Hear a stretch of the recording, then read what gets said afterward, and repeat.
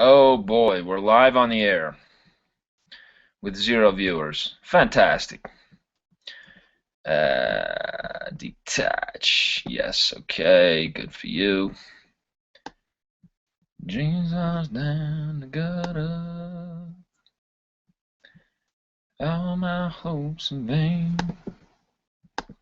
Do do do do do do do do do. Shit.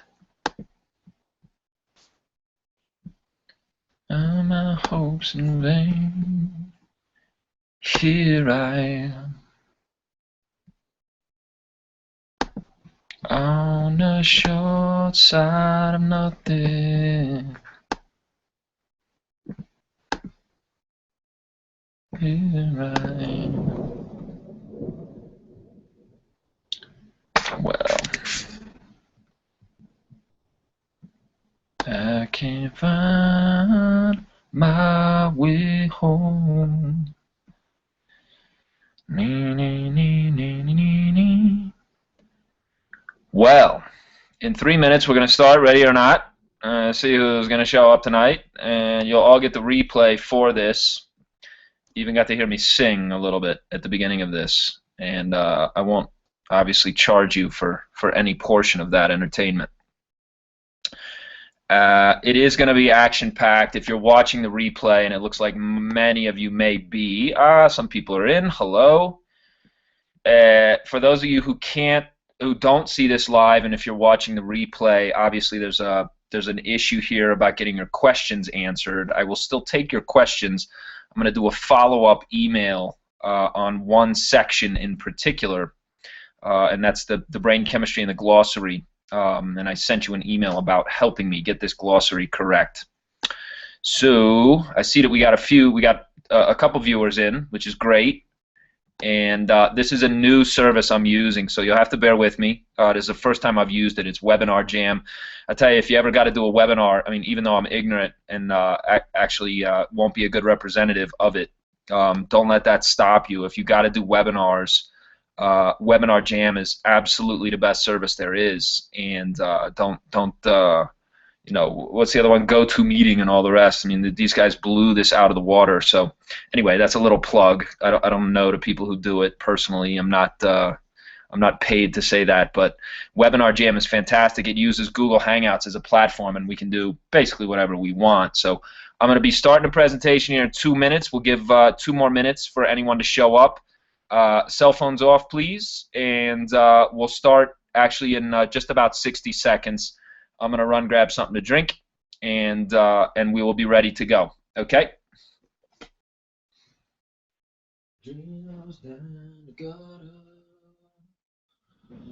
All my hopes in vain.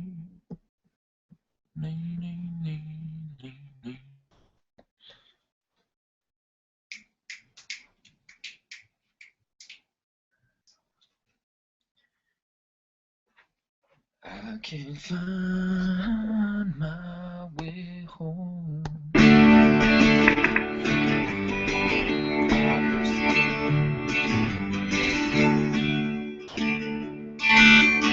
Emily, take me across the water home.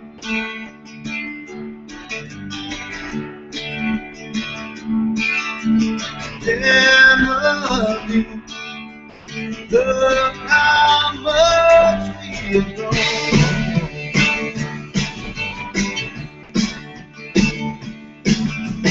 Emily, still remember the day.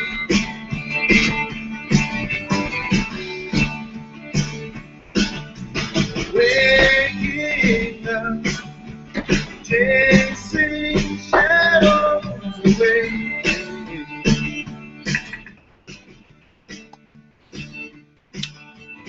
It won't be long till see your face. Okay, 30 seconds here and we'll get going.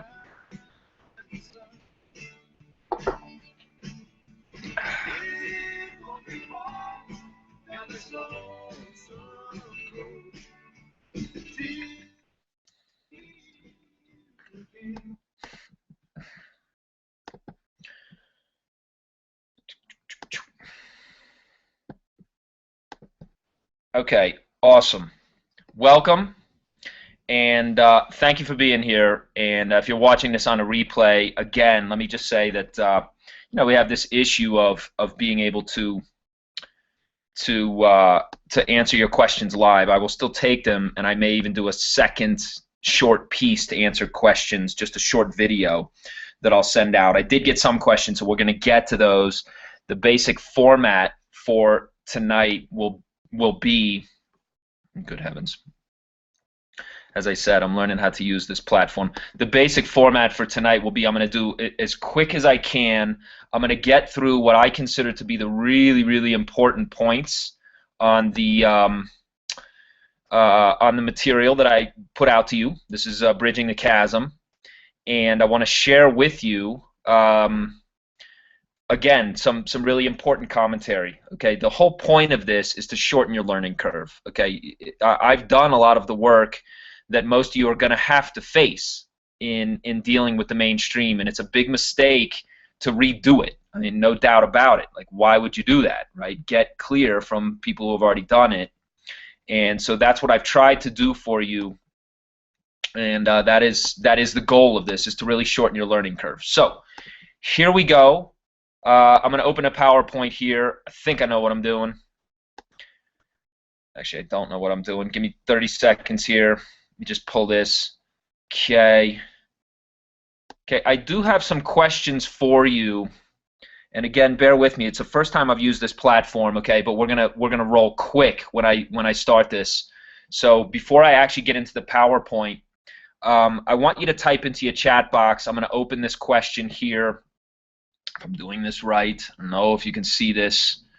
The #1 poll question is, what is the single most important thing I can help you with in your practice that I haven't yet addressed so far? I know a lot of you are dealing with, there's various ways to practice, and there's various kinds of practices out there. So the real question I have is, my focus obviously is mainstream practice, working within the mainstream. The the biggest market segment that is still untapped is, of course, the mainstream market, right? This is the physicians, hospitals, physician group practices, physician referrals, etc. But let's be thorough here in trying to determine exactly what it is that people want. I have a bunch of material ready to come out later this year and early next year, so by all means, enter your answers in the chat box there. I'm going to detach the sidebar here. Sorry, I'm talking to myself. And let me just blow this up, and we should be good to go. 1 second here, and okay, and I'm going to roll right through this. Hold your questions for the portion when I'm done. Let me just talk here for a second. Okay, first of all, of course this is out of order. Okay, first of all, right, tonight's webinar is on Bridging the Chasm, how to communicate with physicians about what matters to them. Okay, even the title of this is intended to bring a certain amount of a certain shift in perspective. One of the biggest things you can do matters to other people outside of our profession. There's a real incestuous kind of thing where people in the Chinese medical world, it's the same in any industry, right? You go to these conferences and you hear people talking about this technique or that technique or the other technique, but that's all inside the industry. Who cares about that, right? The big opportunity is outside the industry. You got to have enough chops and enough good skill and ability to actually move beyond the technique of doing what you're doing and start to address what people outside the industry don't know. So that was partly the purpose in writing this guide. Okay, hopefully you got that, right? Why bother? Why bother bridging the chasm? Well, the simple answer, of course, is that no other skill set is more valuable than communication. Within our profession, there is no question about the fact that if you know how to talk correctly, it doesn't matter whether it's on cruise ships or in hospitals or and doing a lunch and learn at your local YMCA. If you know how to talk to people about what we do, you're already something special. Okay, because so many people don't, and so many people just won't take the time to learn. Okay, and here obviously the main focus of this guide and the main focus of tonight is is physicians, because they are, first of all, the most untapped market that we have by far, far and away. If you really look at the entire picture, the market of mainstream medical professionals is far and away the biggest one that still needs to be addressed. Physicians have real pain. Physicians have real problems with certain patients. I've been around a long time and talked to a lot of doctors and done a lot of lecturing and getting a lot of feedback from them, and they kind of get that they need help with this. And it happens to be the exact things that, at least as acupuncturists and certainly as Chinese medical professional, internal medicine, herbal medicine, that we do best, that we can help with best. Okay, more about that in a second. I'm going to talk here in areas you gotta master. This is the most important thing that you can do, is to really just use this checklist in your daily kind of regimen, your daily routine, and really ask yourself and really be honest, are you dealing with these 7 areas? Okay, so first of all, number 1, clinical skills.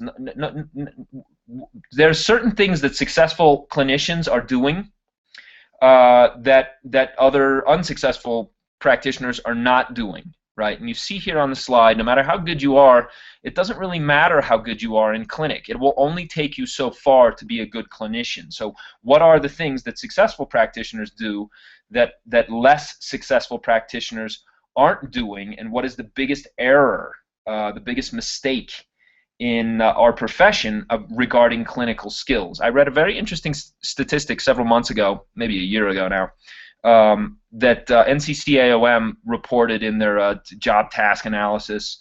120 that people get on the average in a 4-year period, practitioners get 120 CEUs.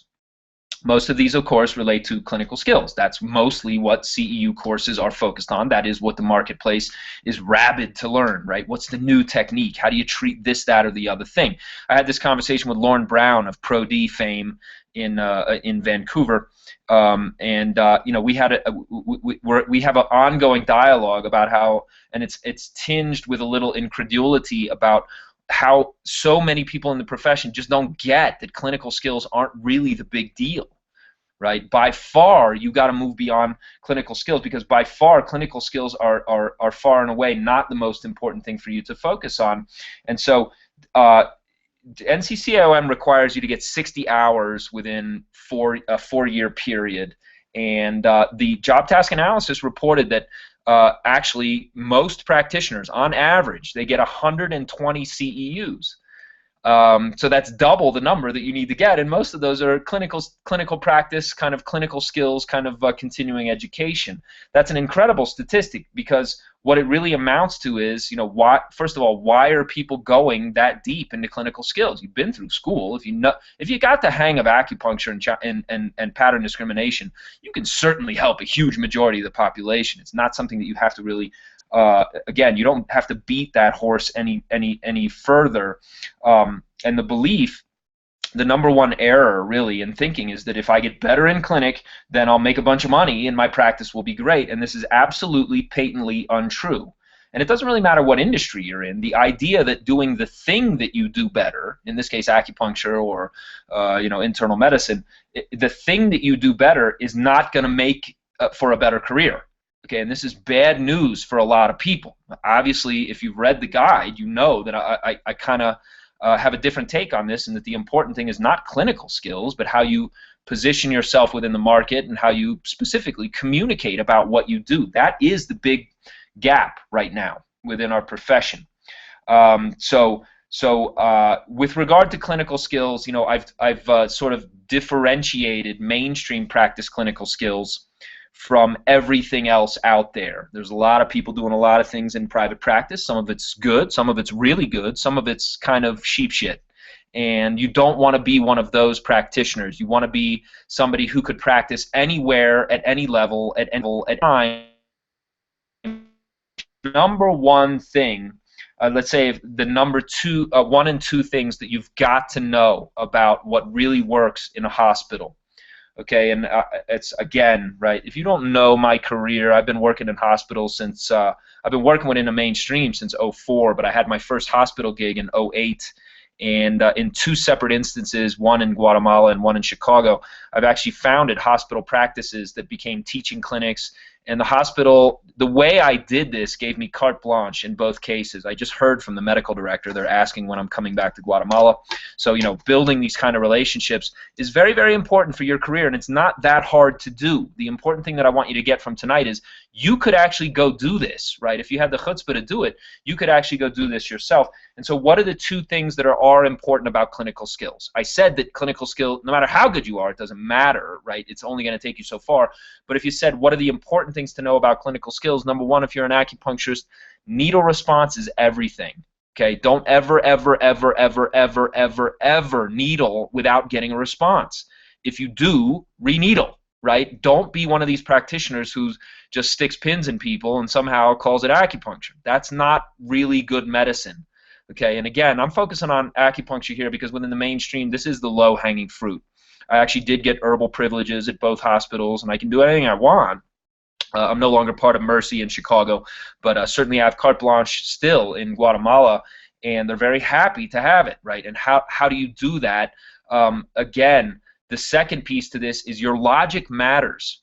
What doctors really are sniffing out is whether or not you have a basis of logic for what it is that you do. If you don't, why would you expect anything good to happen? Okay? So number one, as an acupuncturist, needle response is everything. Don't skimp.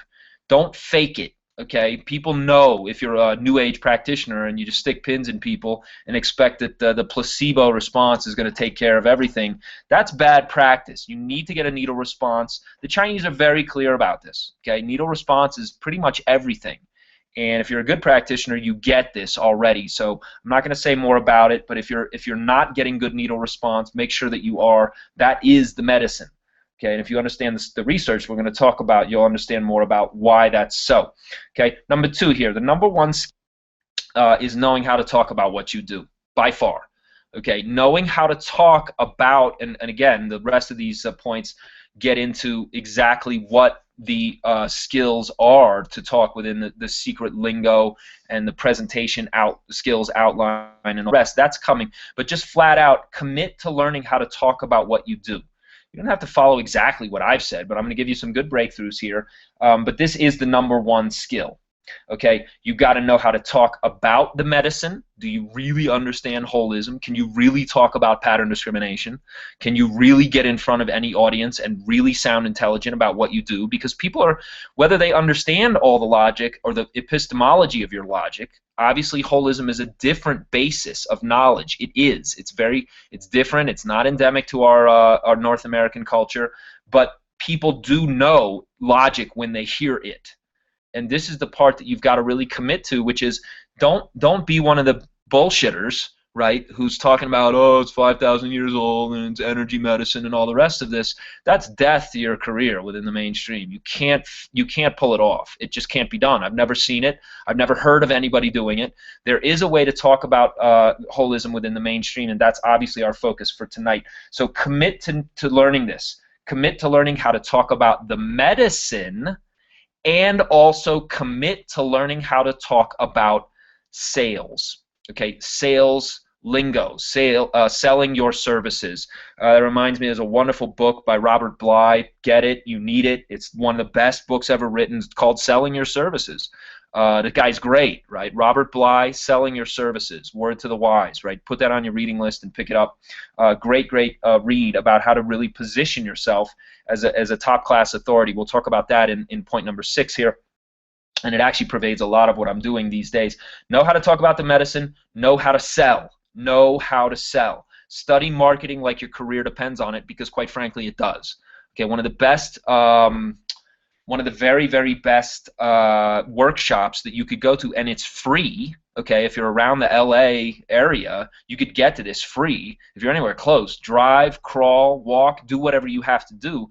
Stephanie Kimber, who works for Steiner Spa, does a wonderful, wonderful sales workshop for people going off to work at sea on the cruise lines, and it is flat out the best sales training that I have ever heard. Now, obviously, it is specific to the cruise line industry and to people who are about to take a role in a position on board ship, but so much of what you could learn from her actually translates. I'm a huge fan of what she does, and she's probably the single best sales trainer within our industry right now that I know of, in terms of getting the language right to sell your services and what you do. Number 3, the secret lingo. The secret lingo of conventional medicine and of physicians.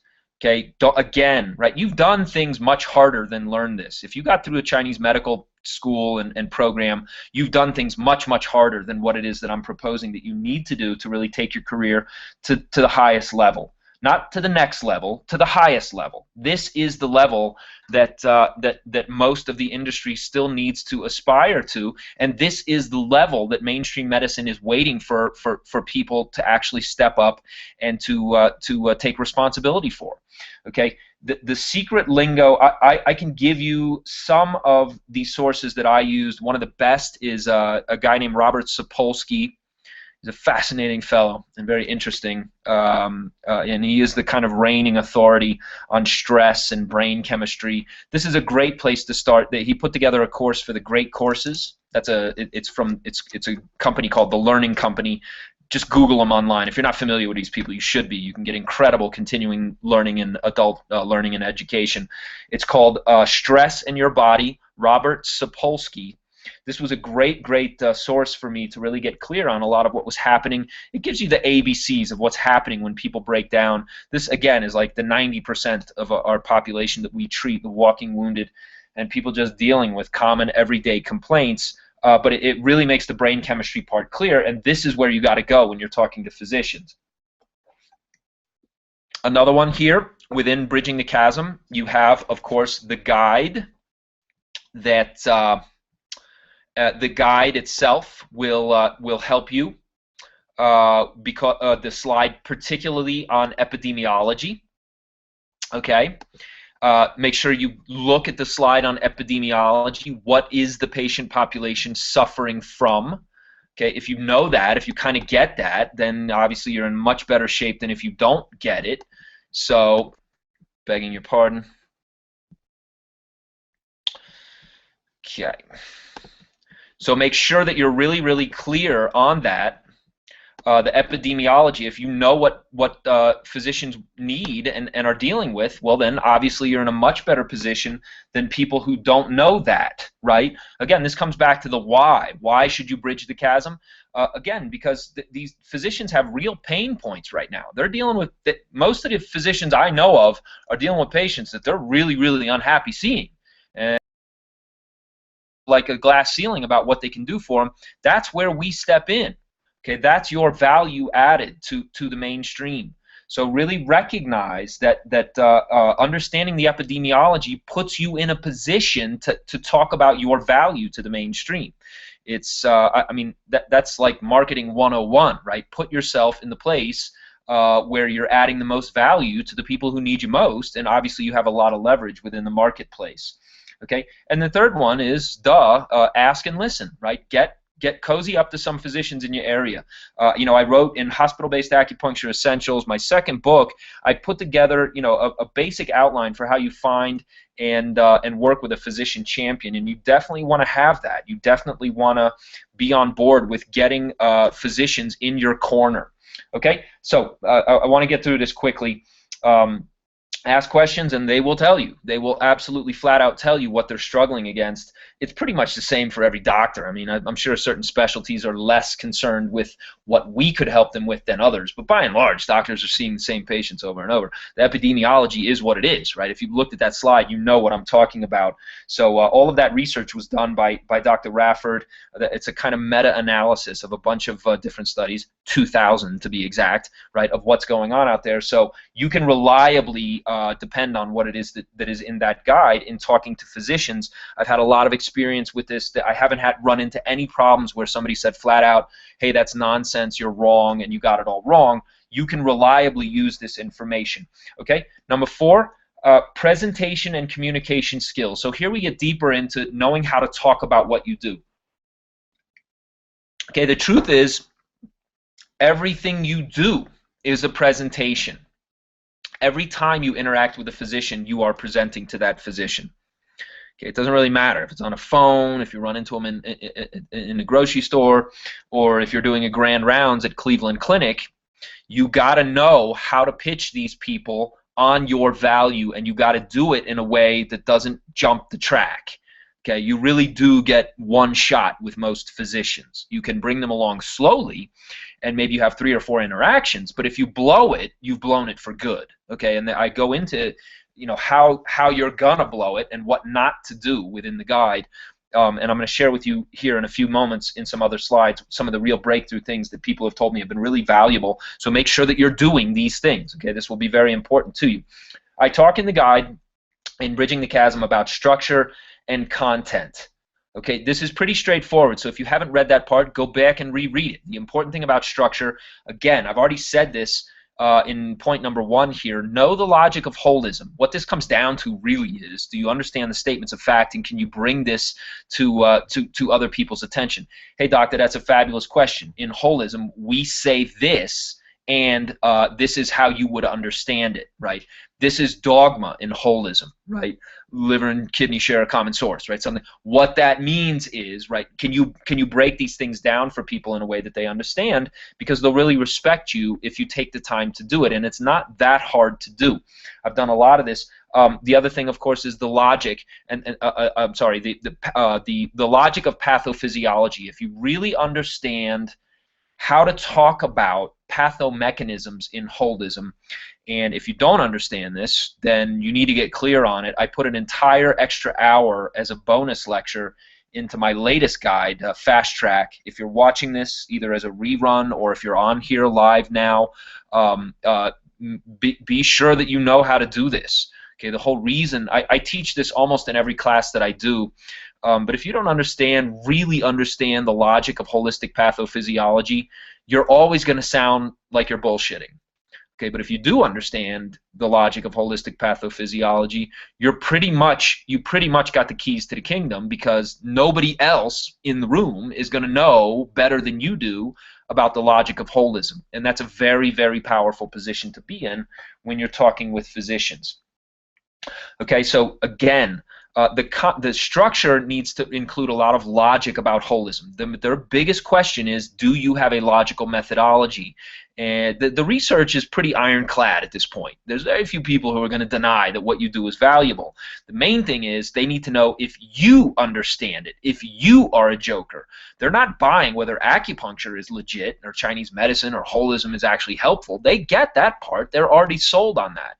The majority of their hang-ups, the majority of their objections stem from the fact that there's just a lot of new age knuckleheads running around doing all kinds of shenanigans with no kind of logic, no kind of best practices, and that's also really where the industry is. I mean, if we're honest, right, the Chinese medical profession has been very, very slow to embrace things like best practices. Everybody's concerned about, whether PTs can do dry needling, right, or nonsense like this. I just talked to Matthew Bauer about this. That's a big, big waste of your time. Okay, the market is so enormous right now for what you do. It's essentially infinite, right? It's essentially like saying that the ocean's going to dry up, right, because PTs get to do dry needling. There's no basis to that statement and that belief. It's a pure scarcity mindset, and you should let all PTs do it. Let everybody do acupuncture. The more people that find out about it, the better it is for you and me, because we're going to rise to the top as being the best in that particular niche, in that particular field. So you want people to do this, okay? Don't get caught up in that argument. That's my advice to you. It's purely my opinion. But the structure needs to include a lot about the logic so that you answer that question, and then the content also needs to be relevant to your audience. Make the content relevant to the people in the room. As a leitmotif, every time you talk to a physician and every time you do interact with a physician, you are presenting to them. So learn how to present, and then you can essentially do this anywhere, right? Your elevator speech, your grand rounds, wherever it is, essentially you can do this absolutely anywhere you want. But add value. As a leitmotif, add value. Always be talking in terms of, yeah, but doctor, that's exactly why we can help you the most. Actually, that's my specialty, and that's why I could help you. What kind of patients are you dealing with that really? actually, those are the people that we treat best. It's nothing special about me, doctor. It's actually just the inherent in the techniques that we use. You got to understand, holism really treats functional kinds of conditions really well and helps to manage patients with chronic disease, et cetera, et cetera. If you use this kind of lingo, you're gonna break through to people. Okay, I do it all the time, and it's actually not that difficult. They're primed and ready. They're really looking for it. Okay, so again, logic, relevance. Make it about them. Get clear on holistic pathophysiology. One of the things that I found very valuable and important, and I just want to highlight this, a lot of this is already in the guide, Bridging the Chasm, and in our lecture. Use enrolling questions. Teach by asking questions. This is so powerful. A professor at the graduate school program I did in San Francisco called Mike Denny, named Mike Denny, and he just came out with a book. God bless him. The guy's, I think he's in his 80s by now, but he was a tremendous, tremendous influence on me. One of the best that I had there, and you know, I really, really locked horns with a lot of people there because I had very strong opinions, as I still do, about what is going to work and what this thing called integration really needs to look like. And his thing was, hey, just teach by asking questions, right? I don't know. What do you think? Because to me it seems like this. Maybe this is how it is. Use enrolling questions when you work with physicians. Anytime you're working with physicians, ask them, right? But isn't this partly the problem in modern medicine? What do you think about such and such? What if there was a way to help with these patients? You know, the statistics that I came across said this. What do you think about that, doctor? Do you have solutions for this, or would you be interested in finding out how I might be able to help you with this segment of your patient population? Those are the kind of enrolling questions. You know, when I do a grand rounds, I have a whole list that I go through. Who here knows? Who here has a good definition of holism? Who here knows anything about acupuncture? Who here has had acupuncture? Who here practices acupuncture? Find out who's in the room. Find out who you're talking to. This is a good strategy and tactic for anything that you do in interacting with physicians. Okay? Again, the structure of your presentation in any given situation, you're very, very safe going with and this is a basic sales formula, quite honestly, because you're selling them. Again, right? There's a lot of crossover between communication and marketing and positioning yourself within the marketplace. Problem, agitate, solve. If you need to do a presentation, okay, and I sometimes coach my own students and clients about this, understand this, right? If you need to do a presentation, there's a very good, very reliable, time-honored formula. Discuss the problem. Use your enrolling questions to find out who's in the room. Discuss the problem with them. So we know from the research that here's, you know, the millions of people suffering from ABC, XYZ. That's the problem. Agitate the problem. And we also know that conventional medicine is struggling because here's the statistics on pain, side effects from pain medications, et cetera, et cetera. You don't have to rub it in. They already get this. That's why they're listening to you, is to see if you have a solution for this, and then sell them on the solution. You could even invalidate other approaches. You know, a lot of people want to use a new age kind of nonsense, but we have a logical model of holism, and this is why the Chinese medical world is really positioned at the pinnacle of the holistic world to really integrate within the mainstream and to help you doctors to do what you do better and help the people that you most need to help. Right? That's a very valuable. Again, that's adding value to what it is that they already do. That's filling a gap and bridging that chasm between what it is that conventional medicine does and what it is that we can do best to help them. Okay, this takes away the whole threatening kind of posture that I sometimes hear people get into with doctors. There's no reason to be doing that. Okay, you don't need to be head-to-head with them or anything else. We don't really do the same things clinically anyway, right? The goal of holism, really, I mean, the best strength of holism is to manage chronic functional kind of complaints, and that's exactly where conventional medicine is stumbling. And doctors know this, right? By and large, they know it. Even the best really will confess this to you. So that's one of the best things you can do. I mentioned in the guide, please use this. Okay, Maria Mulcahy, my good friend and colleague who started the Mercy Hospital program with me several years ago now, had a great question. It's in the guide there.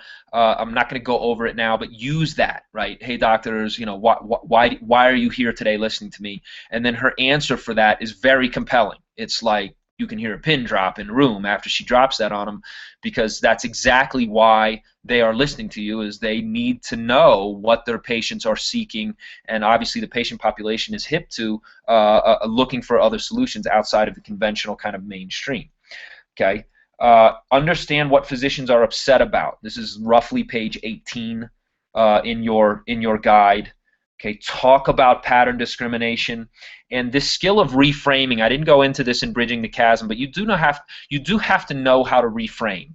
Okay, again, I've done this in my own work. There's essentially, from the literature, there's about 4 main patterns relating to the Western psychiatric disease of depression. Okay, if you know what those patterns are, you take them from the disease diagnosis of psychiatric depression straight through to, and here are the common patterns that relate to that. You know, IBS has another group. Diabetes has 12 patterns. Show them how you reframe from disease to pattern discrimination. This comes back to teaching the logic of holism. This is enormously, enormously powerful. Okay.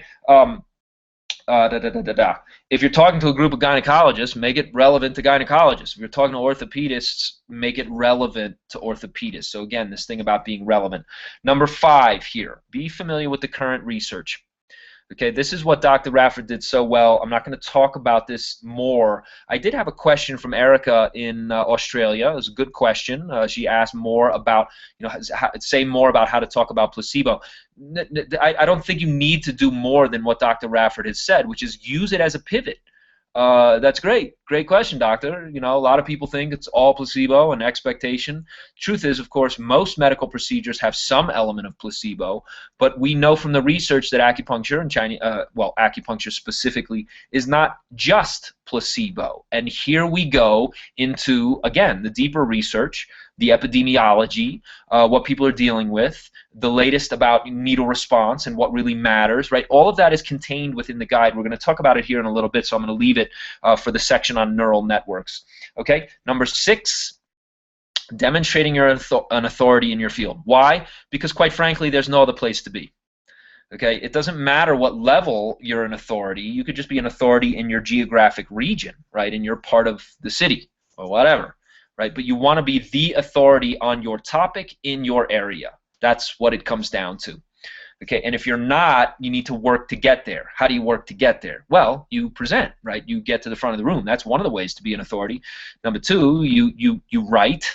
Okay, I do a lot of writing to, again, you're essentially multiplying your efforts. Every time you publish something, more and more people see you. It's like cloning yourself. Video is great. So put out video kind of training. Obviously, that's one of the great things of the modern era, is that you can be a million places at once if you can get enough material out there and have people see you. Here I am doing a webinar, right, for exactly that purpose. And really understand that teaching is the key right now. The big shortcoming in our profession is that there really isn't any focus to share with other people. This was the whole theme of Matthew Bauer's book. I just interviewed him this week. This was the entire theme of what he did in that book, which is that, by the way, most of the people who need you don't have a clue what you do and don't understand anything you're talking about. And if you'll just figure out how to reach them in a way that they understand, i.e. teach them about what you do, you're in a big, big, big advantage over other practitioners who won't do that. That's authority status. That's authority positioning. You want to find this. You want to find ways to do it. Study other people who are authorities. Find other people in other industries who are authorities at what they do and study what they do to position themselves as authorities. Okay, there's a lot to be said here. It's not really more for I don't want to say much more for this particular webinar. But the point being here is there's too much timidity, in my opinion, within the Chinese medical world to just get out front and teach. It's very important that you do this. I've said this for years. I had this conversation with Honora at Blue Poppy, who is now retired. But this was, probably 2008, 7 or 8, when I came up with my own course on presentation skills. And I said, most important thing people need to do is learn how to communicate. I came across Matthew Bauer's book. I mean, the people at the very top of what they're doing all get this. And anybody with teaching skills gets this. Anybody making the effort to reach out gets this because the results speak for themselves. Okay, number 7, delivering your most effective pitch. This again was a section in Bridging the Chasm, learning what to do and what not to do. Again, educate first. Educate first. There's such a gap in understanding about what it is that we do. You can't really go wrong to just get great at teaching people about what you do and why it's effective. Why should they care? Right? Start there and then take them through, again, if they're confused on logic. Depends who you're talking to, but in the guide I talk about delivering your pitch to a hospital or physician group administrator. It works, okay? If you really reach out to these people and share with them what you can do and why it's valuable, it works, okay? Find a champion. Get a lukewarm lead. Get an introduction first, right? Cold calling is not smart, right? It's not an effective use of your time. Get somebody to intro you to the CEO of your local hospital, and you'll be much, much more effective than if you have to go in there and blather on about why you're so great. It's not effective, right? This thing about responsibility, and I put this in the guide, or I put this in one of the slides, responsibility does equal power. When you show up to pitch, you got to have thought of every question. I did this for you in the guide. You got to have thought of every question that they need, and the more you can provide, the more likely you are to be included. It's just that simple, right? They're going to ask you, so what about such and such? What about herbs? What about this, that, and the other? No, that's all taken care of. We've already done that. Yes, here's the business plan. Yes, yes, yes. Every answer should be yes and additive, right? Not, oh, we can't do that because I'm not, I'm not ready for that, or I'm not qualified. Do your homework first before you go into pitch, and then every time they ask you, but what about, could we actually work it this way? Absolutely, I've already taken care of that, Mr. or Mrs. CEO. Okay, this is the very, very most important thing. And in the guide also I talk about setting the agenda. Okay, I'm not going to cover that again, but it is very, very important that you know that. Okay, the big shift. Here we go. Okay, the big shift is, of course, I already said this, make it about them. Make it about the other person in the room. There's too much of this kind of self-absorbed focus within the Chinese medical world. Not everybody, obviously, but for most people, that's what's going on, right? It's trying to talk about old medicine and ancient wisdom and all of this. That's fine, but most of the people you're talking to aren't really impressed by that. What they're impressed by is, of course, the science. That's why we put this guide together, Dr. Rafford and I. And always be selling what you do. In some way, shape, or form, always be selling yourself and positioning yourself as the valuable team player, the valuable addition that they're missing. Always be selling why what you do is super, super valuable.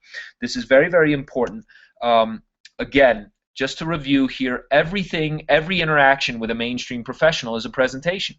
Okay, they are trying to sense whether you're real or not. They are trying to find the chink in your armor. They know from the research, by and large, that the medicine is legit. They get that part. That's not the issue. Okay, but what they don't get is whether or not you're actually a legitimate player that they could count on and trust. Okay, I can't overemphasize this. Every time I talk to somebody else in the profession who's really killing it, this is exactly what we end up concluding is, but you've got to understand, right? They are sniffing out whether you're legit. So learn how to present yourself in the proper manner, and you really can't go wrong. Okay, what questions do they have? I put this in the guide as it's an additive list. It's not the list. It's not the last word in all of that, but do you have enough of a grasp of what it is that they're interested in? Okay, this is the important piece to all of that. Okay, very, very important to understand. So use that list and build your own. Okay, if you keep hearing questions over and over every time you talk to physicians, then by all means, right, add that to your list, but be ready to answer those questions concisely and in a manner that they respect and understand. Okay?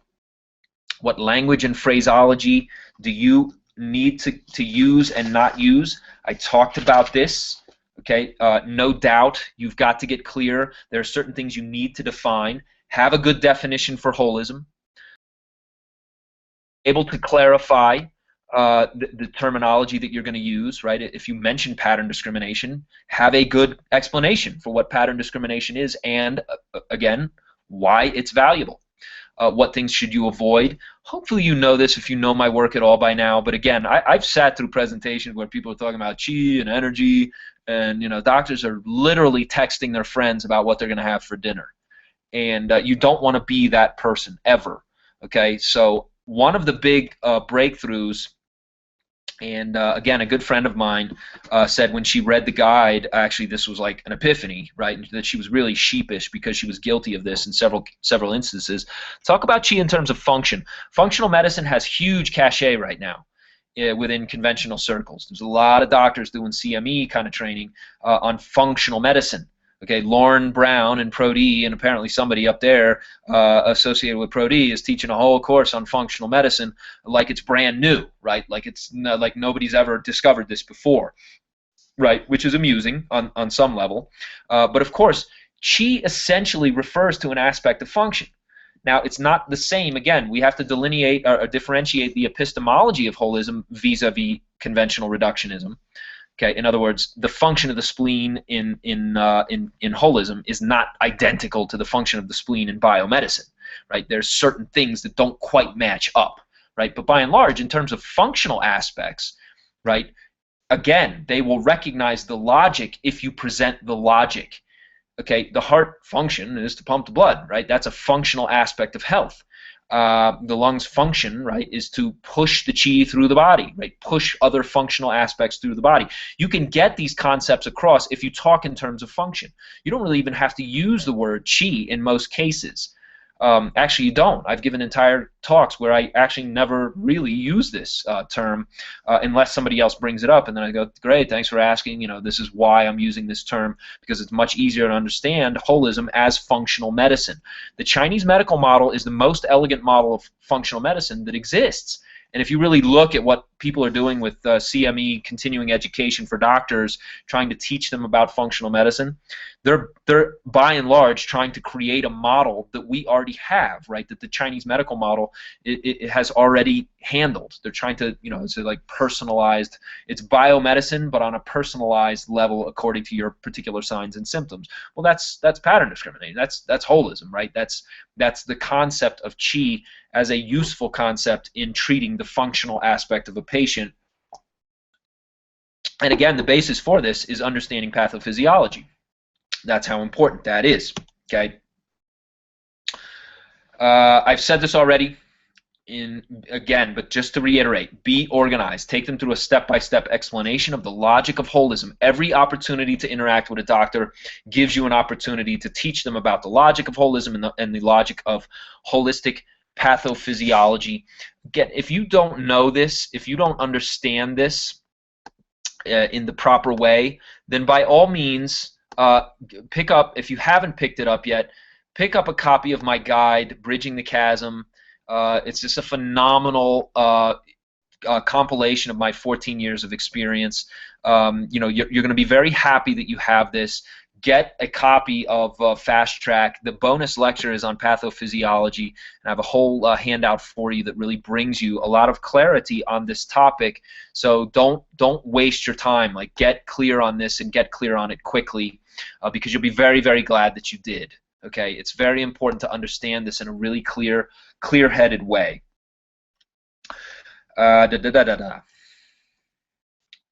I've already said this as well. Be relevant. Use questions to teach.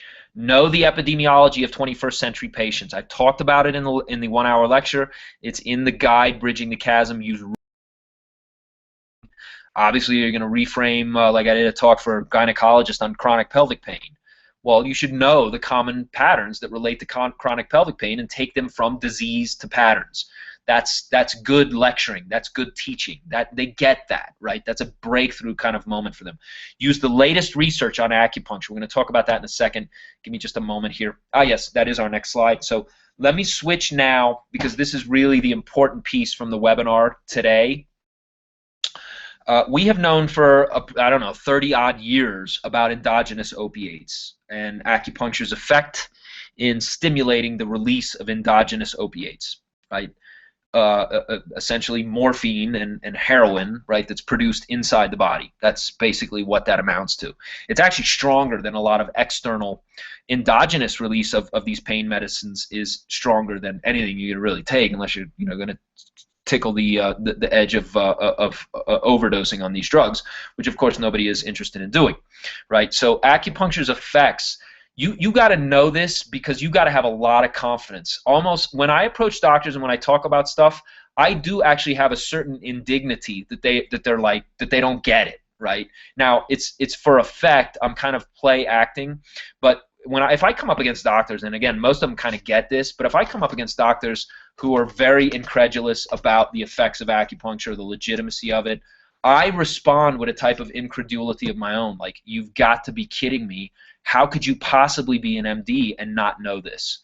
Okay, and this, again, the reason you need to know this and use it with such confidence is because this has been established for like 3 decades. Okay, there's a long and very a copious body of research on endogenous opiate release and acupuncture. Use this in your conversation with doctors. Obviously, doctor, one of the things we got to be able to do is treat your patients with pain better than what it is that they're getting. That's one of the things I can do for you. Okay, we all know that acupuncture. I put it out there as a kind of like, of course we know this. Who would dare to question it, right? Because at this point it's well established. Number 2, use this phrase.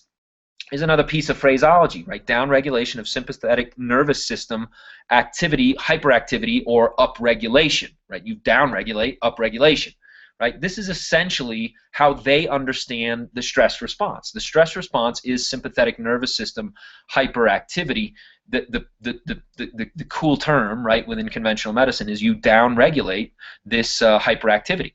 Okay, they get that. They understand what that is. There's no debate left. The discussion and the debate is over about what stress does to the body. Okay, if you don't know it, go back to the guide. I'm not going to cover it again here. I talk about it enough in Bridging the Chasm. But you got to know that the functional result, the functional signs and symptoms of the stress response. Okay, that's what acupuncture does best.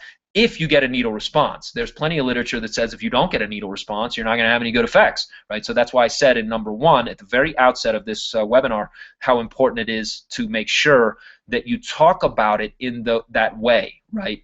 Of course, we need to downregulate. Most patients are suffering wild range of symptoms that all stem from upregulation of sympathetic nervous activity, and that's the one thing that acupuncture, even if you suck, even if you're not any good at needling, you could just be very mediocre as a needler and still get pretty decent results, right? Because most people with pins in them just won't move around. They're going to want to sit still. And so you very strongly downregulate and break that cycle of a sympathetic nervous system hyperactivity. Talk to doctors about this. They get it, okay? Now, I'm going to move on to neural networks and what you need to know about neural networks, okay? This is kind of the coup de grace of this particular webinar. This is what I wanted to share with you. I'm going to try to make this available to you. If you've read the guide and listened to it, you know that this is the part that's really deep for acupuncturists, unless you have a background in Western medicine. There's no doubt that this is going to be, right, this is going to push the envelope. So there are 4 major neural networks that I want you to know. Okay, and if you of this, right?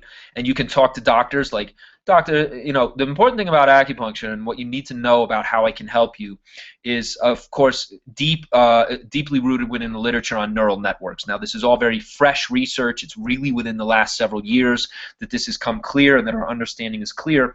But let me talk to you about the neural networks and essentially what acupuncture does to help regulate patients who are dealing with the very common conditions that I've said to you before: pain, stress, anxiety, depression, right? These are our 4 big ones from our epidemiology study.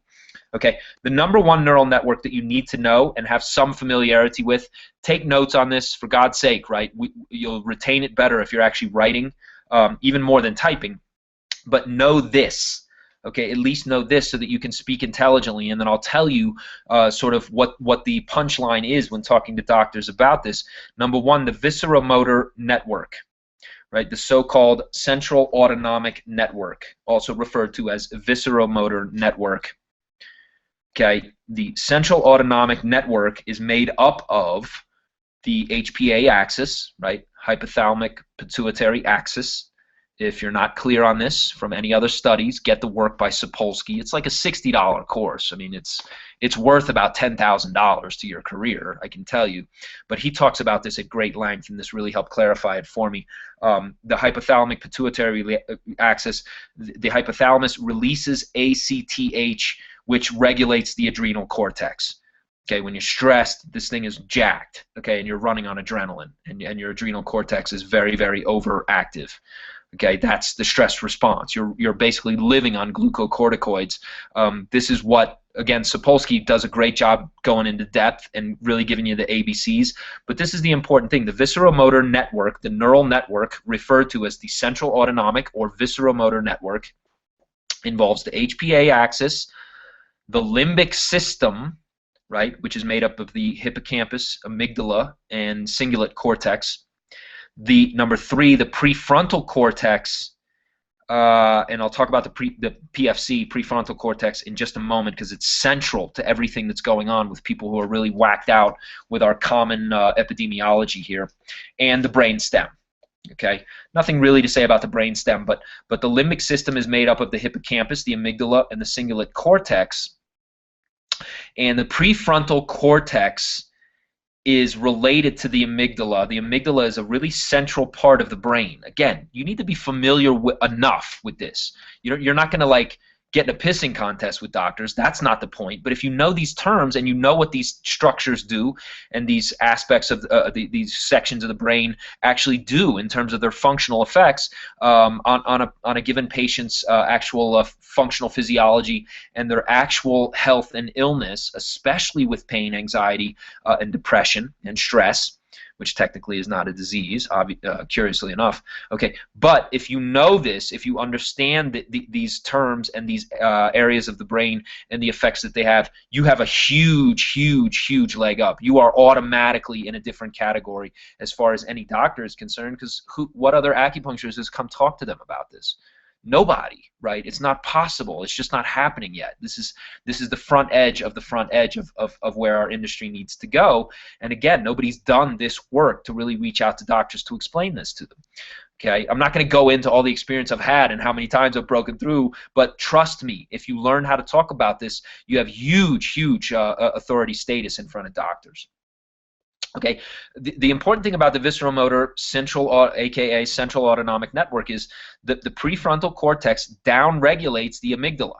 Okay, it is the amygdala that is basically, the amygdala is primary to the central autonomic network, and it's the central node for essentially all 4 of the networks. It's like a switching station, if you will. In anxiety and depression, you get this weird hyperactivity, and you can either get hypertrophy or hypotrophy of the amygdala, and this is people with either PTSD or just long-standing stress where the story of what's happening in your life won't leave you alone, right? And so you can't downregulate your system.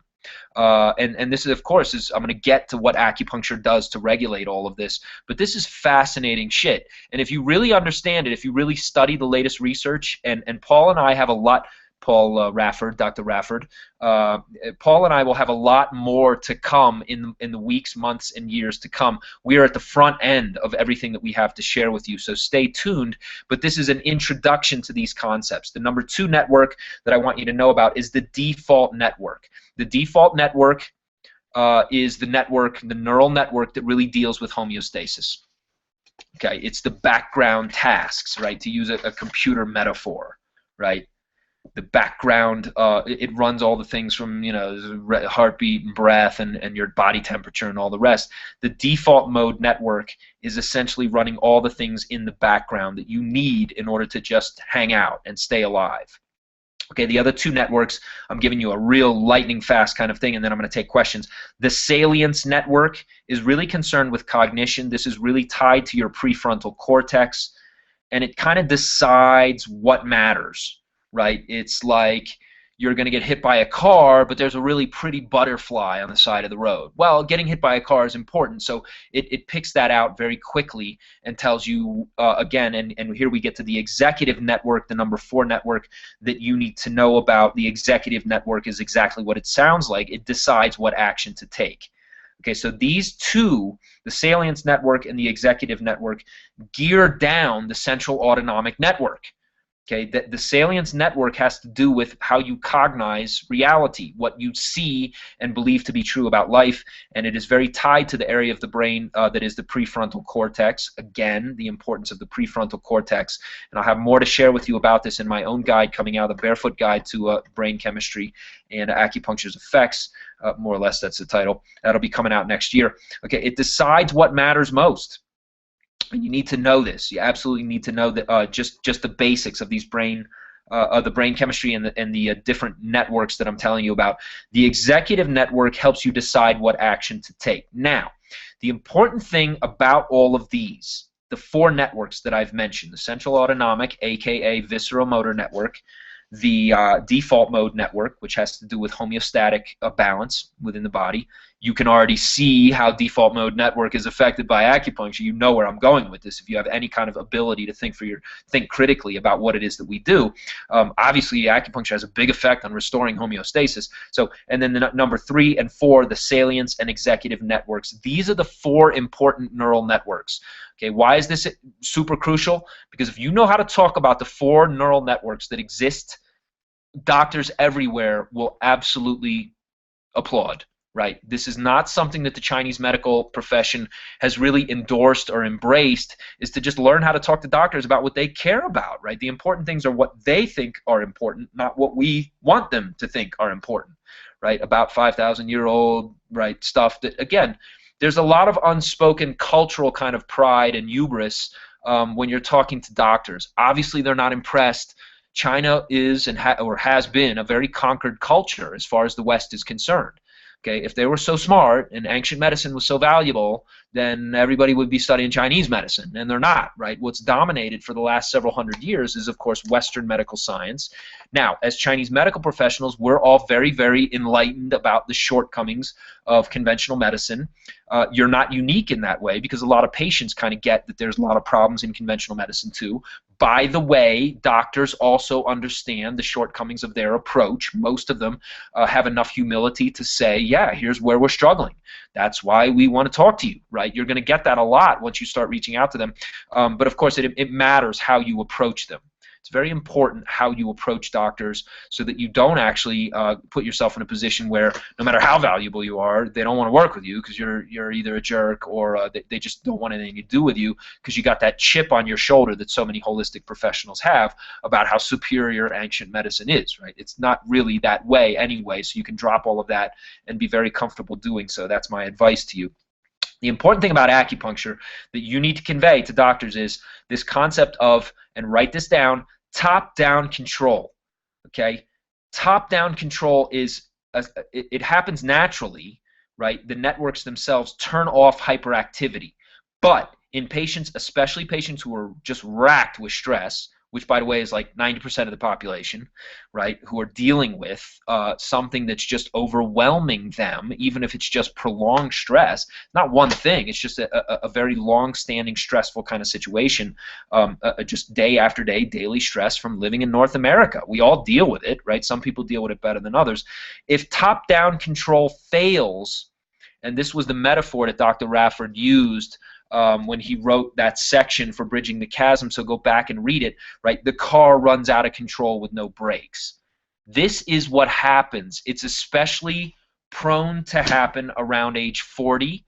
My dear friend and a great colleague and a great ally of the Chinese medical world, Dr. John Alton, out of and he spoke at my conference in Chicago in 2012. So if you were there, you met him.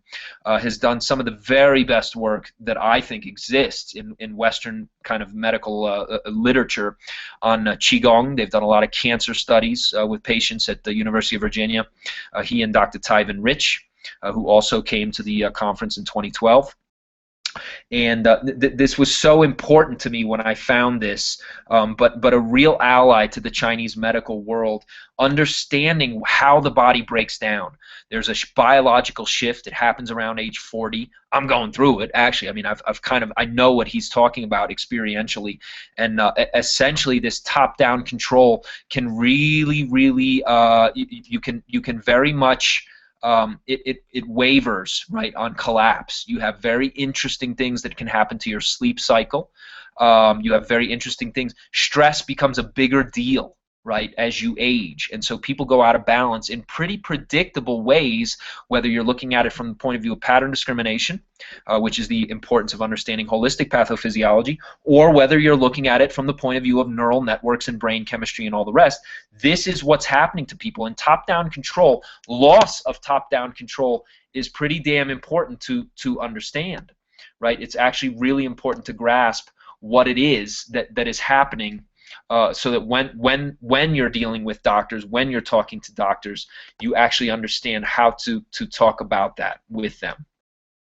Okay, I'm going to open this up to the chat. Allow both public and private messages. Yes, I think I know what I'm doing here. Okay. If you see a chat bar, why don't you? If you see a chat bar, give me a shout. Right. Let's have some questions here. And please do, hopefully you've read the guide, hopefully you've been through it. Shoot me your questions via the chat bar, and let's deal with that and wrap up, because that is primarily what I wanted to show with you. We're right at the hour mark, so I'm on track to finish here. Please give me your questions either about brain chemistry or communication with physicians, or whatever it is that you thought was most important to clarify from that guide. And if this thing is working, I'll be able to see your questions as we go.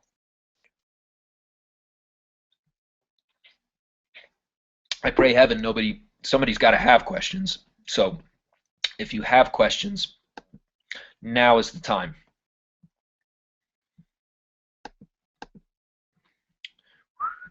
It's too bad I can't hear you, actually.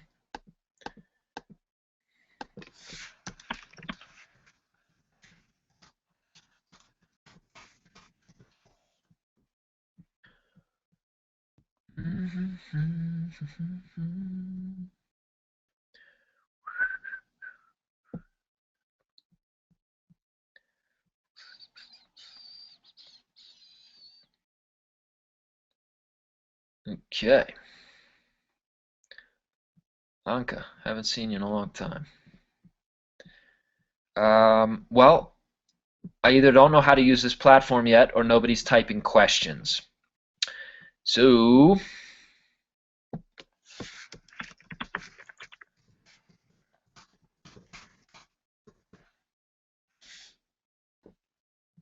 okay. Post this one more time. It's very possible I don't know what I'm doing yet, but I think I've entered in enough here, and hopefully if you're listening to me on this, if you have questions either about neural networks, brain chemistry, absolutely anything at all, now would be the time to enter those. And again, right, it's getting clear on this and really understanding what you need to understand. Fantastic. Okay, so we have a question here. I think everyone can see this, if I'm not mistaken. Alex posted, chronic anxiety, default mode network does not shut off and instead remains hyperactive. Right? Default mode network does not provide quiet relaxation, or is it that it continues the internal focus and that every incoming stimulus becomes and stays a big deal?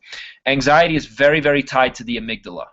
Okay, this is essentially, right, the upregulation that people with, again, with generalized anxiety disorder or just an anxiety kind of presentation, you know, again, diagnosed or not by a Western psychiatric professional, anxiety is particularly tied to the amygdala. Depression is too, but you get into different things with depression that I'll talk about in the next portion. But you know, the default mode network, again, right? It's the default mode network has to do with homeostatic kind of balance, everything from heart rate variability, which are upset by the stress response. And so yes, I think your understanding of that is more or less correct. Okay, I'm not gonna play brain chemist or anything else here, but that is essentially the right concept. The default mode network does not do its job, and you lose top-down regulation that allows the default mode network to essentially kick in. Right? This is how I would talk about this and how I would understand this, unless a doctor, again, as you talk about this with physicians, you are providing an entree for them to actually educate you. That's primarily actually what happens, is that you find yourself in a position, well, doctor, what I understand is, right, that clearly the default mode network in patients dealing with this, do I have this right? Because again, the main point that you want to get to is, and acupuncture helps to reset top-down control of these networks. They all fit together, right, like the drivetrain of your car. You got a gear shifter, you got a differential in the transaxle, in the transmission that sends power out to the wheels. You got all these different parts of the drivetrain.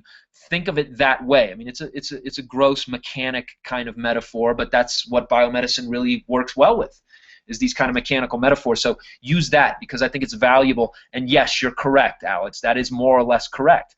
Every incoming stimulus, like something bad happens, but it's not that big a deal. But now it's so huge, that's it. They ain't sleeping for like 3 days, right? Because they can't get over it. They can't shut it down.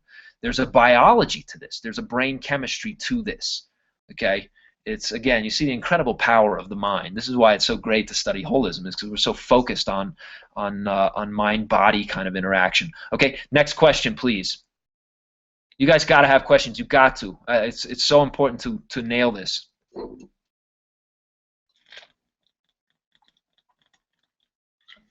I hope you have more. I want to talk more.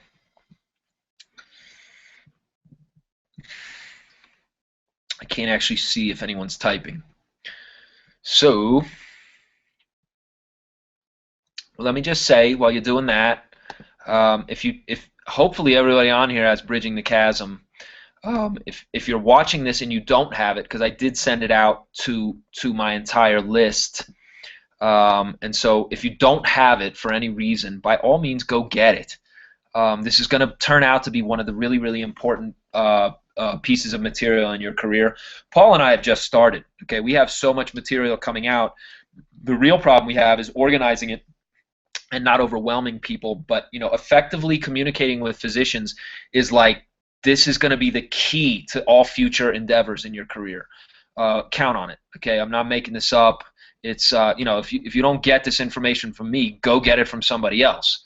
Go find a way to actually get this, because you don't want to be without the ability to really work with and talk with doctors. You're at such a disadvantage if you don't know how to do that, and you're at such a huge advantage if you do know how to talk to doctors, that you just don't want to be without it.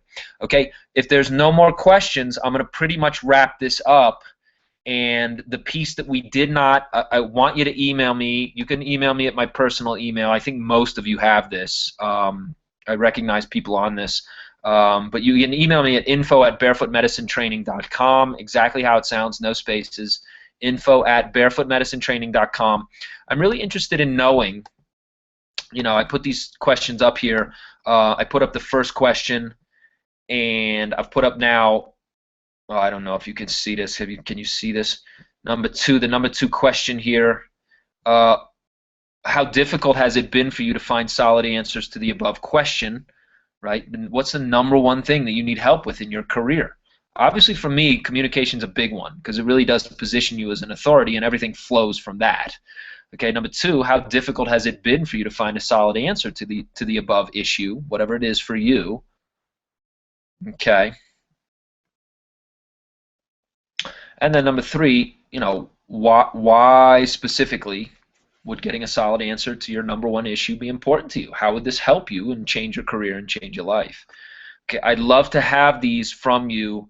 I'd love to get these poll questions answered and just be able to put this out to people. I consider you guys to be at the very forefront. If you're on this call, you're at the forefront of the industry. You're asking and dealing with issues, asking about and dealing with issues that other people just ain't dealing with, and you're going to be that much the better off for it. So I appreciate your attendance. Anybody who's watching this as a replay, you can still email me at info@barefootmedicinetraining.com, and I will be very happy to answer. Alex, your question here: do any studies I am aware of show sham as being more effective than Verum acupuncture? Yeah, this is a big debate, and what I think the best way to deal with it is to come down on the side of, obviously this is bullshit, let me have a volunteer. Okay, Kim, you're on this call, so I know you know this. Right? I'm a big one for demoing in front of doctors. When I did this, I did a talk at Cleveland Clinic in 2012, and it was tough. It was a tough room. It was a tough audience, and what sold the whole talk was the 3 doctors that I treated at the front of the room. And it's pretty hard for them to deny what it is that they experienced. So put the kibosh on the entire discussion of sham. Yes, there are studies that show this, that, and the other. Okay, but overwhelmingly, and this is the important thing that you need to know from Paul's work in Bridging the Chasm, overwhelmingly, needle response is Virum acupuncture, right? True acupuncture, real acupuncture, acupuncture that seeks to get a chi response, or I'm saying a needle response, needle sensation, is overwhelmingly the best way to practice. And that's why, you know, people who do, we all know Japanese style works. We all know that you can get effects by doing very, very wimpy kind of, you know, sticking pins in people, but it doesn't really convince anybody. And so there's 2 things. It's like, you can show me every study you want about sham acupuncture. You can't sell it in a hospital. You can't sell it to patients. You can't. And you definitely can't sell it to doctors. And that's my considered opinion at this point is, don't even try to get there. Just acknowledge that, yeah, these studies exist, but that ain't even close to what I do, doctor. Let me demonstrate for you. Can I have a volunteer? Anka, you just found a chat box. How are you? Yes, I don't know what a chat box is. I don't actually know what you're looking at, so I apologize. This is my first time using this, so I can't wait to see the replay. And it's a great service. If you got to do webinars, these are the people to use. But again, it takes I'm in my learning curve for all of this. Yes, Anka, most everything that I have said is covered in the book. My attempt at the end of this webinar with the section on neural networks is to really clarify it, hopefully in a way that like we can understand. Okay, I'm not a doctor. I don't have MD training. I don't have that much Western. I didn't even study nursing. You know, there's a lot of people from the acupuncture world who have a background in nursing or something like this before. But again, if doctors hear you talk, if you even say neural networks, and you know, here's how acupuncture affects top-down control, do you understand that they've never ever heard any acupuncturist ever talk like that ever? First of all, so that you're like the first one who's ever brought that up to them, and that you kind of are acknowledging, hey, listen, we understand. What we do is kind of bizarre, but we know that you need to understand this. So I've done a little extra work here to try to reach out to you. Okay, that's really, really important. That's you can't really downplay the importance and the emphasis that brings to your presentation, because you're instantly a celebrity to them. You're instantly the person who brought. And Kim, you notice, you know, we've done presentations where, you know, very often the comment that you get at the end is like, "Thank God that you explained this to me. You're the first person who's ever explained it to me."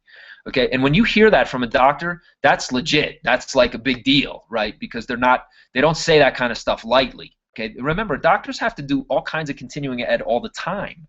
And, you know, the fact that they showed up, like they have to show up. They got to come to your grand rounds. That's why I'm such a fan. Put yourself out for a grand rounds. You know, I've told this story elsewhere. I drove through Cleveland on the way to Chicago. I met with a friend who, you know, again, right, put me in touch with the Cleveland Clinic psychiatry department. I called them. I made one phone call, and they said, "Great, here's the paperwork, and you know, we'll pay you to come in and do a grand rounds." Literally, one phone call, and I did a grand rounds at Cleveland Clinic. So don't tell me that you can't get into a hospital to do this. They're looking for you. They have to have grand rounds all the time. Okay, if you have a good presentation, you're in. Okay, but you don't want to get there and then drop the ball, right? It's pretty important that you do it the right way. Anka says, by the way, just saw a study that showed the limbic system is downregulated only when chi sensation is achieved. A test utilized Li4. I've said this for years, and I don't really care what anyone else's position is on it. If you're needling, like a lot of people just needle and they're like just stick a pin in you and then they're done, right? That's really shitty acupuncture. And obviously, I hope nobody on this call really practices that way, but you can always make your needle technique better. Most of the people that I've taught tell me, "Oh, you're the first person who gave me permission to do that." So I don't know why it's not taught in school. I don't get it. I don't understand like the whole thing, but it's very, very poorly taught. And again, can you find studies that say needle sensation doesn't matter and you can still get results? Yeah, you could find them, but why would you be part of that crowd? Why would you, I I dismiss the entire thing by just saying, obviously it's not even the same thing. And then I demo. Again, I said to you in Bridging the Chasm, I made a big deal. Demo what you do, right? Don't miss out on a chance to actually demonstrate the fact that, yeah, you tell me if it's legit, doctor, right? And the great thing, the story from Cleveland Clinic, I absolutely killed this guy. I needled, in fact, it was Hagu, and I needled as hard as probably I've ever needled. He was a big, strong guy, but he told me at the end he felt like he had nitrogen narcosis, which is what you get when you breathe pure oxygen. And then his comment before I turned the camera off was, oh, if I could do that for patients, right, then I wouldn't have to prescribe so many benzos. Benzodiazepine, right? So understand that they get it, right? And nothing really helps you more than a demo, but you got to get needle response. Okay, so yes, literature exists on both sides of the argument, but it's really a bad argument. Okay, and what Paul has done so well is to really bring to the forefront the legitimate research, which says, and when I say legitimate, it's not like other studies aren't legitimate. I know that they are, but again, right? What are you going to bring forward to people? The latest research and the most important research is by far needle response matters. You can get results without needle response, but you don't get anywhere near the response, near the results that you get when you actually have a needle response. Lori says, hopefully you can read this, but I'm just going to read it out. Is a trend happening toward comparing acupuncture oriental medicine to acupuncture oriental medicine instead of comparing acupuncture oriental medicine to Western medicine, or at least relying upon Western research methods? Now that we know acupuncture works, what aspects work best for what? It's a great question, and it's what we tried to answer in Bridging the Chasm. Okay, you can treat a lot of things with acupuncture. We know that. You can treat a lot of things with Chinese internal medicine. We know that, right? We know that there's more than this. The point of Bridging the Chasm is to focus you laser focused on what do they care about. The things that doctors are struggling with most are pain, stress, again, which is like most people coming in, even though it's not in the DSM. Anxiety and depression are a disaster for modern medicine. They're worse than diabetes. They're worse than cancer. They're worse than everything. Okay, there's not even anything close in terms of prevalence and incidence in the epidemiological literature. There's not even anything close to that. And that's the slide. I put it in Bridging the Chasm. I've used it elsewhere because it's so important to realize if you're going to talk to doctors, talk to them about what they care about. This is what they're losing sleep about. Focus on this. So I hope that answers your question. I don't know if there's more to that, Lori. Continue typing if there is. Alex, your question is examples of contextual processing. I have no idea what that refers to. Is that from the guide itself? Is that something that Paul wrote? I'm not sure what the question actually refers to, so you'll have to give me more to go on there, Alex. Go ahead and shoot me a little bit more on that one if you don't mind.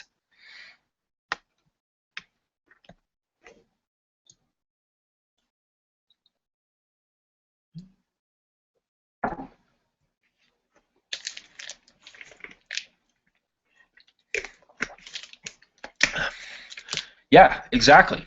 And if you notice, people who create, yes, Lori says the battlefield acupuncture is based on regulating these 4 brain networks. Yeah, but that's like redundant, right? All acupuncture has these effects. All they've done, John and Dick Nimzow, all they've done is really bring to the fore the fact that acupuncture is doing this. And if you look at this, this is very promising because the people in the military, they care about results. And the whole scandal, if you're American, right? If you're Canadian, maybe you don't know this if you're watching from Canada, but if you're American, there was a huge scandal about the Veterans Administration, the VA hospitals, veterans dying, waiting for care, not getting satisfactory care. So all Nimzow and my friend John Howard have done. The battlefield acupuncture thing is brilliant. I mean, these guys are brilliant because all they're saying is, look, we have a very cool name for it, but basically we're gonna really help with we're gonna regulate neural networks and the 4 important neural networks. Yeah, exactly. That's what we do. That's what acupuncture does. Okay, so all they're doing is taking an angle that really popularizes the importance of that aspect of what we do. And of course, doctors hear it and they're like, wow, that's so legit. That's what I'm telling you should do. Ride that wave.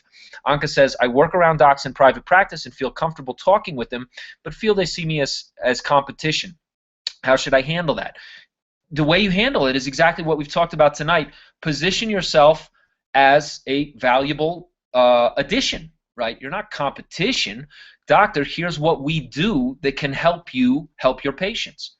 Okay, here's what acupuncture does best. Here's what holism. Let me explain to you a little bit about holistic theory, doctor. Pattern discrimination is really good at managing chronic conditions. That's what we do best. Are you dealing with patients with chronic functional kind of complaints? All of them are. It's like guaranteed, right? And any doctor who says he's not dealing with frustrating patients who don't have chronic functional kinds of complaints is lying, right? Most patients are dealing with that. Yes, from the guide, page 33, depression. 2C extinction, contextual processing. Good heavens, I'm going to have to open it. Give me a second here, please. Okay, 1 second. Pull this open. What did you say, page 32? It is a great piece of work, I must say. But I can't take all credit for it, obviously. Paul has done such a good job. Okay, I'm on page 32. Contextual processing. I'm looking for, I may have a different page numbering here.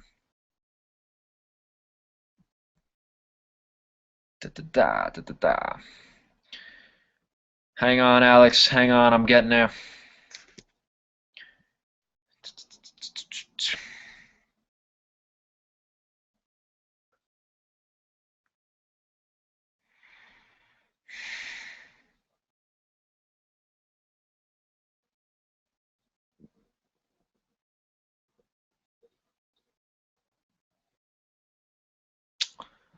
I must be on a different page. Hang in there with me.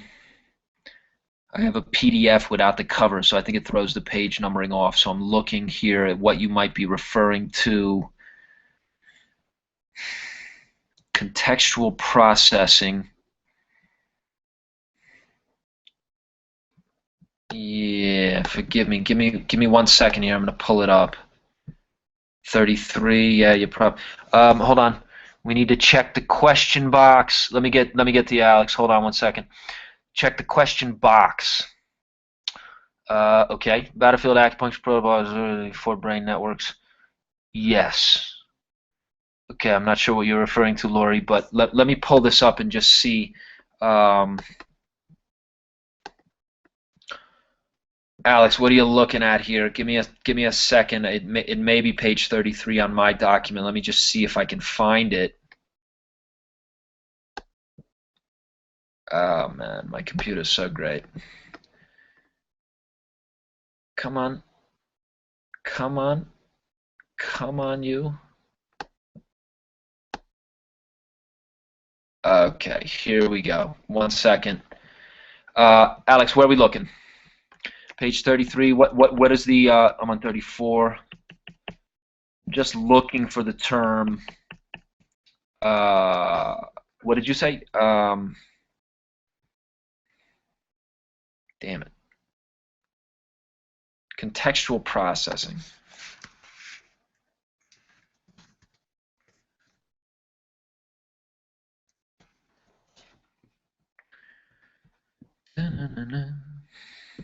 Okay. A search says that no such term exists in this document. So give me a second here, Alex. I'm still working on it, okay? If you can direct me, so much the better. Okay. Lori says, is the theory of BFA points should benefit from PTSD stress response? Have you found that they work effectively? Lori, tell me what BFA means. I don't remember. Page 33. 2, is that paragraph 2? Depression. Page 33, depression. Hold on. Page 33, depression, chronic anxiety. Okay, 2C, got it. The combination of hyper-responsive amygdala and hypo-responsive PFC. Remember, the PFC downregulates the amygdala. Got it, Alex, thank you. Lead to deficits in extinction, emotion, regulation, attention, and contextual processing. Alex, I confess, right? You caught me with my pants down. I don't have an answer for that. I gotta ask Paul. exactly what he means by that. If the question has to do with extinction, obviously emotional regulation or emotion regulation is pretty straightforward. That's mania, right? That's people being manic and depressive and like big fluctuations and way up, way down, right? That's kind of depression. Attention, contextual processing. Again, one of the things that really I don't say helps and diagnose that characterizes depression, Alex, is cognitive distortion. Okay, you're depressed and everything sucks, and actually something really good happens. And Sapolsky talks about this in the course that I mentioned.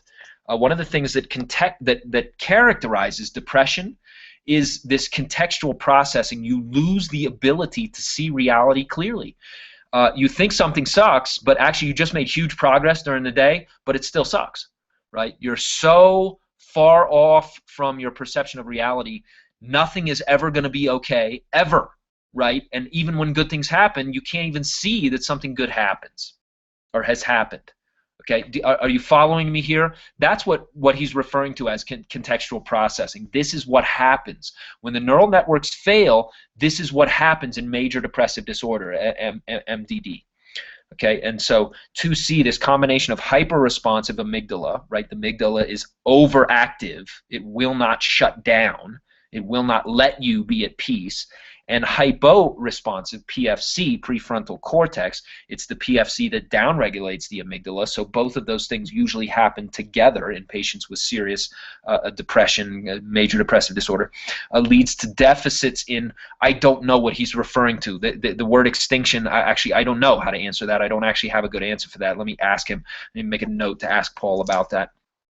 Emotion regulation, attention, and contextual processing. Okay? Extinction.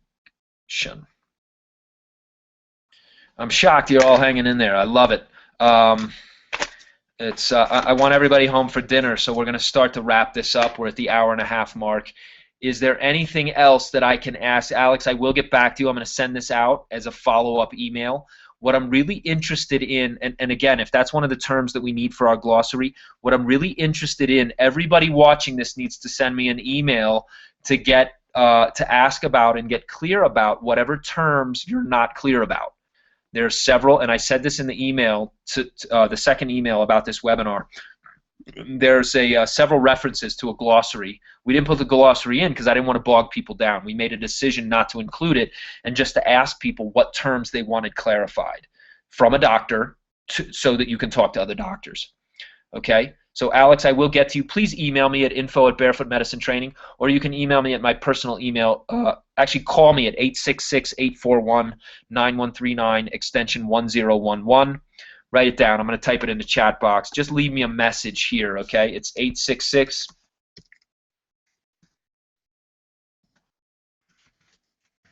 Hey, this is my voicemail. Call me and leave me your email, or do something that I can get back to you on that, and I will make sure that you understand that. I don't know what that word means. I just don't know, right? I'm learning a lot of this stuff too, but my access to Dr. Rafford really helps me to get clear quickly, so I will get an answer back to you. Everybody send me an email. Everybody send me something about the terms that you want. This is how you grow, okay? This is how you position yourself as an authority. This is how you really, really kick ass every time that you're in front of doctors. You'll be better. Every time that you talk to them, you'll be better. Every time that you run into one of them, you'll be better. You'll have more confidence, and it comes across not as arrogance or hubris, but as real, like, hey, I'm valuable to you. And they get this. They get it very quickly because there's not a lot of acupuncturists out there. There's just not a lot of them doing it. And the ones that are killing it, so you want to be one of those. That's all I have for you tonight. I need to get some dinner as well.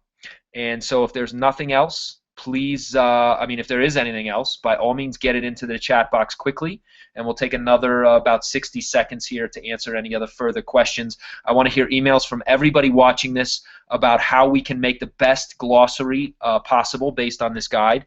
If you purchase Bridging the Chasm, and there's a lot of you out there, the product itself sold very well and probably will continue to do so, which obviously I'm very gratified for. It's wonderful to be able to provide this to the profession and for people who really want to run fast and far. are.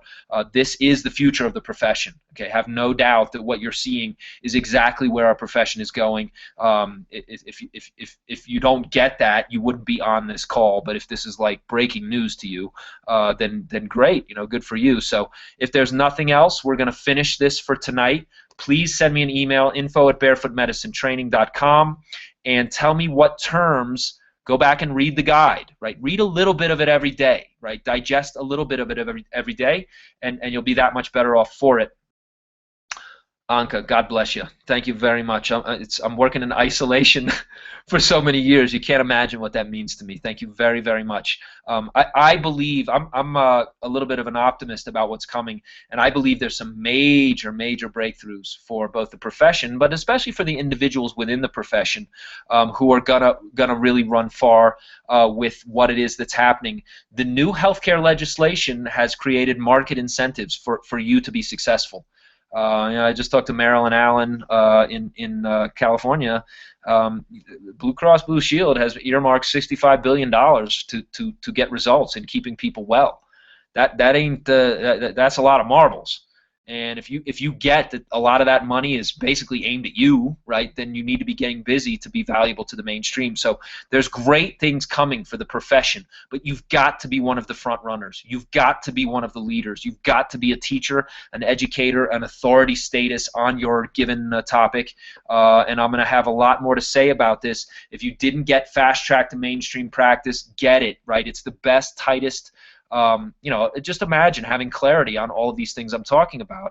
That's really where you want to be, and there's a cumulative effect. You have to have a real growth mentality about this because the industry itself is really in a great position, even though a lot of the institutional thinking is really still piss poor, quite honestly. I mean, no offense to anybody. So you want to be out as a renegade, kind of doing your own thing. This is the best place to be. Okay, that's all I have for you tonight. We're past 90 minutes. Thank you so much for your attendance. If there's anything else, shoot it in the chat box quick. Otherwise, send it to me at info@barefootmedicinetraining.com. You have my 866-800 number on the screen there. Write it down. Call me with your questions. Let me know how I can help you best. If you have answers to the poll questions about what your #1 concern is in your career, by all means, get back to me on that. And thank you so much for your attendance and for your questions. I think this is a very, very pivotal moment for the profession. I'm very, very glad to be working with people who kind of get that now is the time to really push. Okay, thanks again. I'm going to sign off for now, and I'll look for your emails. Okay, thank you. Bye-bye.